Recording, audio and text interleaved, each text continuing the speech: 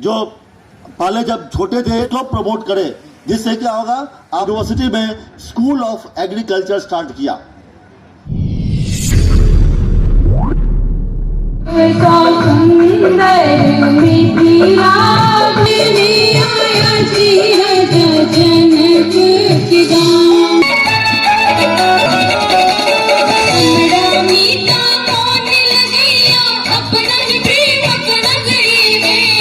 Migration बहुत कम था, गंगा नदी को क्रॉस करना वर्जित था समाज में। इसका मतलब यह है जो हमारी जो घरेलू अर्थव्यवस्था है या डोमेस्टिक इकोनॉमी है, यह बहुत ही मजबूत थी, इसलिए लोगों को बाहर जाना नहीं पड़ता था। बचपन में सुनते थे उत्तम खेती मध्यम वर्ण, निकृष्ट चाकरी भीख निदान। मतलब हर पेशे में कृषि को सबसे उत्तम माना जाता था। इतने हमारे यहाँ पर किसान इतने अच्छे, इतना फसल उपार्जन करते थे जिससे उनको बाहर कहीं जाने की जरूरत नहीं पड़ती थी।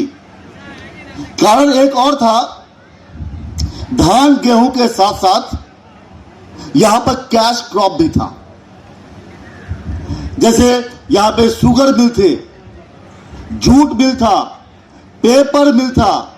आज हाईली पेड जॉब के वजह से या गवर्नमेंट जॉब से या ट्रांसफर के वजह से अगर माइग्रेशन होता है तो बुरी बात नहीं है, लेकिन जहां पर 5,000, 10,000, 15,000 रुपए के लिए जहां पे माइग्रेशन होता है, जहां पे सिर्फ 2 वक्त की रोटी के लिए माइग्रेशन होता है, वो निंदनीय है, वो अच्छी बात नहीं है।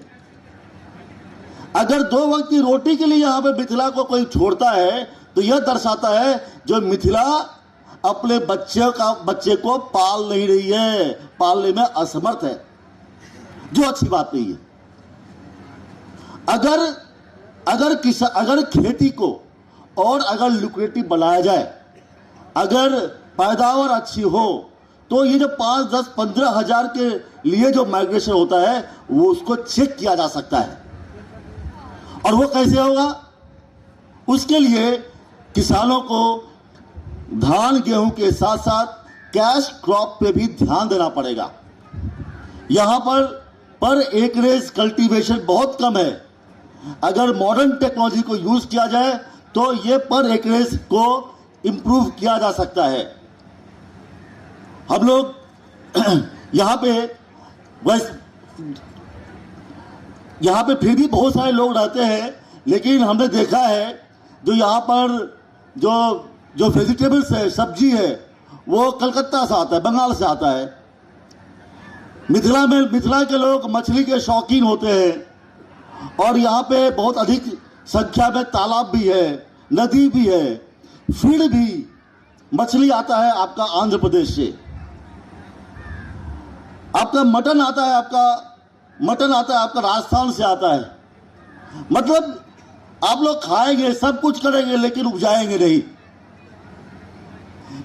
एक तो वैसे भी इकोनॉमी आपका मनी ऑर्डर बेस्ड इकोनॉमी है, आपका बाहर से इकोनॉमी आती है और फिर वही इकोनॉमी बाहर चली जाती है। हमारा कृषि प्रधान क्षेत्र होते हुए भी कृषि के लिए 3 चीजों की जरूरत पड़ती है मुख्यतः। एक होता है मिट्टी, जो यहाँ की बहुत उपजाऊ है। दूसरा होता है पानी, हर जगह पानी है यहाँ पर, कहते हैं कब्र खोदते ही पानी मिलता है। और तीसरा जलवायु एकदम उपयुक्त है। फिर भी यहाँ के लोग खेती में ज्यादा रुचि नहीं ले रहे हैं। मैं खुद अपने कैंपस में हमने कहा है जो हम वही खाएंगे जो हम उपजाएंगे। हमारे गेस्ट हाउस में भी वही सामान जाता है जो हम अपने खेतों में पैदा करते हैं। हमारे कैंटीन में वही सामान जाता है जो हम यहाँ पे खेतों में हम निकालते हैं। उसी तरह से आप लोग जितने भी यहाँ पे बैठे हैं, सब लोग कसम खाएं और सबके पास खेत है, जो हम लोग वही खाएंगे जो हम उपजाएंगे। तो आप देखेंगे अपने आप एग्रीकल्चर एक अच्छा सेक्टर बनके निकल सकता है। और यहाँ की जो इकोनॉमी जो बाहर जा रही है उसको चेक कर सकते हैं। इसके लिए जरूरत है आप लोग भी, हम आप लोगों से रिक्वेस्ट करना चाहेंगे जो आप लोग मॉडर्न टेक्नोलॉजी को यूज करें। अभी प्रेजेंट गवर्नमेंट को मैं धन्यवाद देना चाहूँगा, जो पहले जब छोटे थे तो कोसी प्रोजेक्ट तब शुरुआती अवस्था में थी, लेकिन जब मैं भी गांव आया हूं तो देखता हूं यहाँ पे नहरों का जाल बिछा हुआ है। हम चाहेंगे जो यहाँ के किसान नहर बनाने में हेल्प करें गवर्नमेंट को और उसका भरपूर फायदा उठाए। मॉडर्न टेक्नोलॉजी को यूज करें, मॉडर्न क्वालिटी सीड्स को यूज करें, ड्रोन के हेल्प से आप खेती कर सकते हैं। और जो सबसे इंपॉर्टेंट है, हम कहना चाहेंगे यहाँ पे चकबंदी नहीं होने की वजह से खेत बहुत छोटे छोटे हैं, मॉडर्न टेक्नोलॉजी का यूज करना थोड़ा मुश्किल पड़ता है। इसके लिए हम आपके लोगों से कहना चाहेंगे जो आप लोग कोऑपरेटिव फार्मिंग को प्रमोशन करें, उसको प्रमोट करें, जिससे क्या होगा आप पूरा मॉडर्न टेक्नोलॉजी को आप यूज कर सकते हैं। अभी जो यहाँ पे आप कर सकते हैं, जैसे आंध्र प्रदेश में आप जाएंगे तो वहां पे खेतों में बांध बना के मछली उत्पादन करते हैं। यहाँ पे भी यहाँ का जो पानी और क्लाइमेट और मिट्टी मछली के लिए उपयुक्त है, आप भी उस चीज को यूज कर सकते हैं। मखाना आप ला सकते हैं। मशरूम के लिए यहाँ का जलवायु बहुत उपयुक्त है, मशरूम यूज कर सकते हैं। पोल्ट्री किया जा सकता है, गोटरी किया जा सकता है, और जो सबसे बड़ी चीज है आपका मरुआ को आजकल सुपर फूड कहा गया है। जब हम लोग छोटे थे तो गेहूं के बाद में मरुआ का उत्पादन होता था, लेकिन आजकल किसान मरुआ को नहीं यूज करते हैं। और मरुआ का अगर मार्केट में जाएंगे, मरुआ को साउथ में बोलते हैं रागी और हमारे महाराष्ट्र में बोलता है नाचनी।